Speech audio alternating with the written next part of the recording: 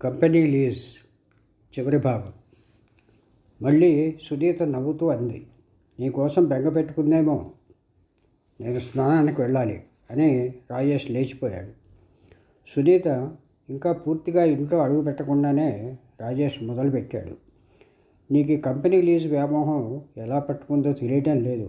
చూడు, ఈ పెద్ద కంపెనీ వాళ్ళు ఇంట్లో అమర్చిన ఏ సౌకర్యం పాడైనా బాగు చేసి సరిచేసుకోవాల్సిన బాధ్యత లీజ్ తీసుకున్న వాళ్ళదేనని తాటికాయంత అక్షరాలతో వేశాం కదా.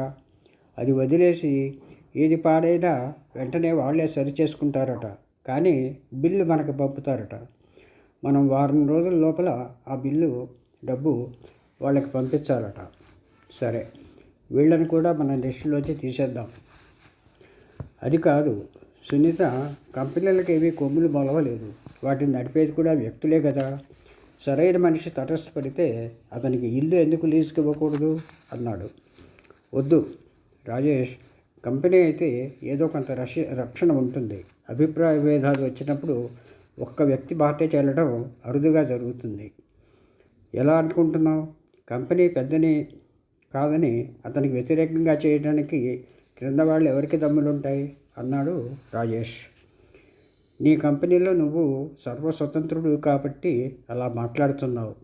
మా కంపెనీ తీసుకో. మా చీఫ్ ఎగ్జిక్యూటివ్కి చాలా అధికారాలు ఉన్నాయి, కానీ సర్వాధికారి కాదు. ఒక సమస్య వస్తే దాన్ని మొదట ఆ విభాగం అధికారి సమీక్షించి తన అభిప్రాయాన్ని చీఫ్ ఎగ్జిక్యూటివ్కి పంపిస్తాడు. దానితో చీఫ్ ఏకీభవించలేకపోతే విభాగం అధికారితో చర్చలు జరపాలి. ఆ తర్వాత కూడా ఏకాభిప్రాయం రాకపోతే కంపెనీ డైరెక్టర్లంతా ఉమ్మడిగా విషయం తేలుస్తారు. అన్ని చర్చలు సక్రమంగా వ్రాతపూర్వకంగా ఉంటాయి. అయినా అన్యాయం జరగటానికి ఆస్కారం ఉంటుంది, కానీ చాలా తక్కువ అంది సునీత. నీ ఇల్లు నీ ఇష్టం అని ఊరుకున్నాడు రాజేష్. వాతావరణం కొంచెం బరువుగా మారింది. సునీత మాట మార్చడానికి ప్రయత్నించింది. ఈరోజు పొద్దున్న ఆఫీస్కి వెళ్తున్నప్పుడు మళ్ళీ ఫతిమాని చూశాను. పంజాగుట్టలో షాన్బాగ్ హోటల్ ఎదురుగా రోడ్డు పక్కన. అక్కడ పని కోసం రోజు మనుషులు కాసు కూర్చుంటారని నాకు ఇంతవరకు తెలియదు. ఫతిమా చెప్పింది. పని ఉన్న రోజున మేస్త్రీలు వచ్చి కావలసినంతమంది కూలీలని ఎంచుకుని తీసుకుపోతారు. మిగతా వాళ్ళు ఇంటికి పోవాల్సిందే. ఫతిమాకి వారానికి 4 రోజులు పని దొరుకుతుందట. మనిషి సగం అయిపోయింది. ఫతిమాకి వారానికి 3-4 రోజులు పని దొరుకుతుందట. మనిషి సగం అయిపోయింది. మన ఇంట్లో పని మానిపించిన తర్వాత మీ కంపెనీలోంచి కూడా తనని తీసేశారంటుంది. నిజమేనా రాజేష్? మనం పనిలోంచి తీసేశామని హ్యూమన్ రిసోర్సెస్ డిపార్ట్మెంట్కి చెప్పాను. అంచేత కంపెనీ నుంచి కూడా తీసేసి ఉండొచ్చు అన్నాడు రాజేష్. ఇది అమానుషం. ఇక్కడ పని మానిపించేస్తే కంపెనీలో ఇంకొక పని ఇవ్వలేరా? మీ హెచ్ఆర్ డిపార్ట్మెంట్ని గట్టిగా అడుగు రాజేష్. నేను నీతో మాట్లాడతానని ఫతిమాకి ధైర్యం చెప్పాను. సునీత రావడంతోనే రాజేష్ తన సెక్రటరీ తయారు చేసిన లీజ్ భోగట్టాల లిస్టు చేతిలో పెట్టాడు. తీసేసిన వాళ్ళు పోగా 15 పేర్లు మిగిలాయి. సరైన వాళ్ళని ఎన్నుకోవడానికి రాజేష్ సాయం కోరింది సునీత. ఇద్దరు కూర్చుని టీ తాగుతూ లిస్టు 3 పేర్లకు కుదించారు. రాజేష్, రేపు నువ్వు ఆఫీస్కి వెళ్ళినప్పుడు ఈ ముగ్గురికి టెలిఫోన్ చేసి మాట్లాడవా? ఇంకా ఆలస్యం చేయటం అనవసరం అని నా ఉద్దేశం. వాళ్ళు అడుగుతున్న వాటికి మనం కావాలనుకున్న వాటికి ఎక్కువ తేడాలు కనిపించడం లేదు. చిన్న చిన్న సర్దుబాటు చేసి నువ్వే ఒకళ్ళని ఎంపిక చెయ్యి. అలాగే అన్నాడు రాజేష్. చెప్పడం మర్చిపోయినాను. ఈరోజు ఫతిమాని మళ్ళీ చూశాను. అక్కడే పని దొరకడం లేదు. దిగాలు పడి కూర్చుంది. నేను వెళ్ళి మాట్లాడాను. తిండి మాట దేవుడేవు. రోజు మొగుడు చావబాతున్నాడట. కూలీ లేని రోజున మరీను ఇరుగు పొరుగు వాళ్ళు అడ్డొస్తే తనకి నీతో ముందున్న సంబంధాన్ని పైకి తీసి వాళ్ళ నోళ్ళు మూయిస్తున్నాడట. ఈసారి రాజేష్ ఊరుకోలేదు. ఫతిమా మొగుడికి ఈ సంబంధం ఇప్పుడు తెలిసి వచ్చిందా? ఫతిమాకి ఇల్లు కట్టిస్తున్నప్పుడు 3 రోజులకు ఒకసారి వచ్చి డబ్బు పట్టుకెళ్ళేవాడు. అప్పుడు తెలియలేదా? ఫతిమాకి రాజేష్ ఇల్లు కట్టించాడని సునీతకి ఇంతవరకు తెలియదు. కంపెనీ నుంచి కొంత, బ్యాంకు నుంచి కొంత అప్పు తీసుకొని కట్టి తర్వాత బాకీ తీర్చేసిందన్న భావనలో ఉంది. రాజేష్కి ఇంకా కోపం చల్లారలేదు. ఫతిమా చేసే పనికి ఇంత జీతం ఇవ్వడం అసంభవమని ఆ మొగుడికి తెలియదా? మాటిమాటికి వచ్చి ఏదో అవసరం పడిందని నా దగ్గర డబ్బు గుంజుకుపోతున్నప్పుడు కూడా ఏమీ తెలియదా అన్నాడు. అదంతా పాత కథ, వదిలే. ఇప్పుడు ఫతిమా చాలా దీనస్థితిలో ఉంది. నువ్వు సాయం చేయాలి ప్లీజ్. మీ హెచ్ఆర్తో మాట్లాడి ఊడదీసిన పని మళ్ళీ ఇప్పించవా? అర్థించింది సునీత. హెచ్ఆర్ విషయాల్లో నేను జోక్యం కలుగజేసుకోలేను. అది కంపెనీ క్రమశిక్షణకి విరుద్ధం. వాళ్ళు రూల్స్ ప్రకారం పోవాలి అంతే అన్నాడు. అసలు ఫతిమాని హెచ్ఆర్ ఎందుకు పనిలోంచి తీసేశారో తెలుసుకోవచ్చా? నిలదీసింది. మనం పని మానిపించేశాం కనుక. పనిలో ఏమైనా లోపం చేసిందా?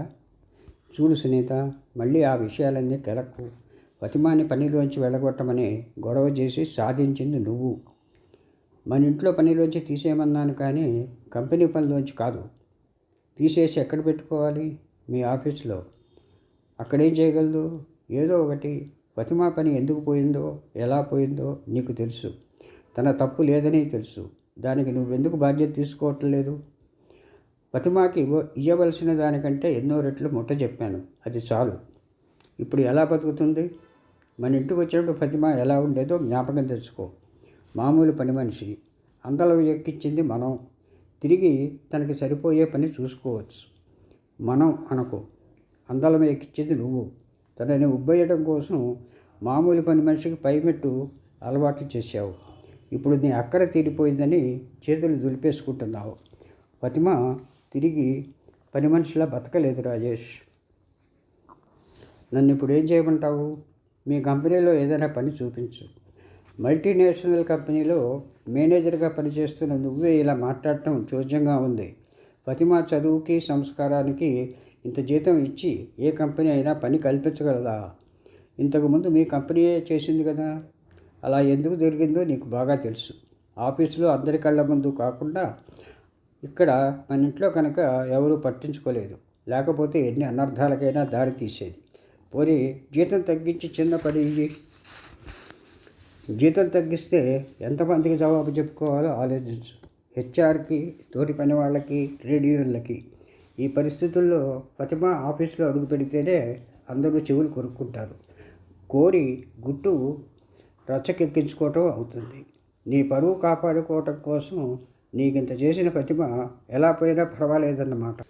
ఆ సాయంత్రం సునీత టెన్నిస్ ఆడటానికి క్లబ్కు వెళ్లకుండా తిన్నగా ఇంటికి వచ్చేసింది. తర్వాత కొంతసేపటికి వచ్చిన రాజేష్ పోర్టికోలో సునీత కారు చూసి ఏమైందోనని కంగారు పడ్డాడు. ఇంట్లో అడుగు పెడుతూనే, సునీత ఒంట్లో బాగాలేదా? ఇంత త్వరగా వచ్చేసావు అని పడక గదిలో ఉన్న సునీతకి వినపడేంత గట్టిగా అడిగాడు. సునీత గదిలోంచి బయటకు వచ్చింది. ఒంట్లో బాగానే ఉంది, మనసే బాగాలేదు అంది. ఏమైంది అన్నాడు రాజేష్. మీ హెచ్ఆర్ మేనేజర్ అగర్వాల్తో ఫోన్లో మాట్లాడాను అంది. ఎందుకు? ఫతిమాకి పని ఇమ్మని అడగటానికి. నువ్వు ఇంతకుముందు ఎప్పుడు మా కంపెనీ వ్యవహారాల్లో తల దూర్చలేదు. ఇప్పుడేమిటిలా? అవసరం వచ్చింది కనుక. నీ సహాయం అర్థించి పొందలేకపోయాను కనుక. రాజేష్ ఈ పరిణామాన్ని ఊహించలేకపోయాడు. ఏమనాలో తోచలేదు. రాజేష్, ఎందుకు నాతో అబద్ధం చెప్పావు అంది సునీత. రాజేష్ నోరు మెదపలేదు. నువ్వు అగర్వాల్ని పిలిచి మరీ తీసేయమని చెప్పిన తర్వాతే ఫతిమాని పనిలోంచి తీసేయవలసి వచ్చిందని చెప్పాడు. నిజమేనా? అవును. అప్పుడే టెలిఫోన్ మోగింది. రాజేష్ వెళ్ళి రిసీవర్ ఎత్తాడు. Sunitha, Blake wood and company అన్నాడు. ఏం కావాలట? నీ ఇంటి లీజు గురించి మనం పెట్టిన షరతులన్నింటికి ఒప్పుకుంటున్నారు. ఎప్పుడు వచ్చి ఇల్లు చూడవచ్చని అడుగుతున్నారు. ఇల్లు లీజుకి ఇవ్వటం మానుకున్నామని చెప్పేసి. అదేమిటి? ఆశ్చర్యపోయాడు రాజేష్. నేను ఆ ఇంట్లోకి ఈరోజే మారుతున్నాను అంది సునీత. ఏమిటి హఠాత్తుగా ఈ నిర్ణయం? ఇంకా మన ఇద్దరికీ పొత్తు కుదరదు రాజేష్, చాలా తాపిగా అంది సునీత. సునీత, తొందరపడకు, కొంచెం నిదానంగా ఆలోచించు. ఫతిమాకి మా పనిలో పని చూపించలేదనే అయితే రేపే అగర్వాల్ని పిలిచి ఫతిమాకి పని ఇవ్వమని చెప్తాను. థ్యాంక్స్, నీకు ఆ శ్రమ అక్కర్లేదు అంది సునీత. మరీ అంత కఠినంగా మాట్లాడకు. ఫతిమాతో నేను చేసిన పెద్ద తప్పునే మన్నించావు. ఈ చిన్నదాన్ని సర్దిద్దుకోనివ్వలేవా? అర్థించాడు రాజేష్.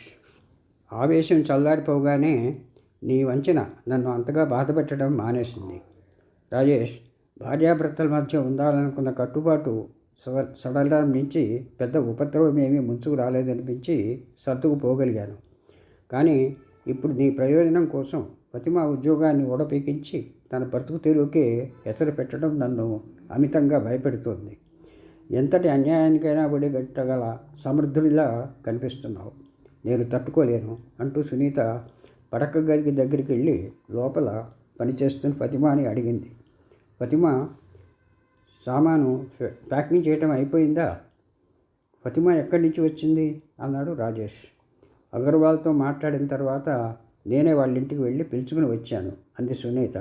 ఎందుకు అడిగాడు రాజేష్. నాకు తోడుగా కొత్త ఇంటికి రావడానికి ఫతిమా ఒప్పుకుంది జవాబిచ్చింది సునీత. సమాప్తం.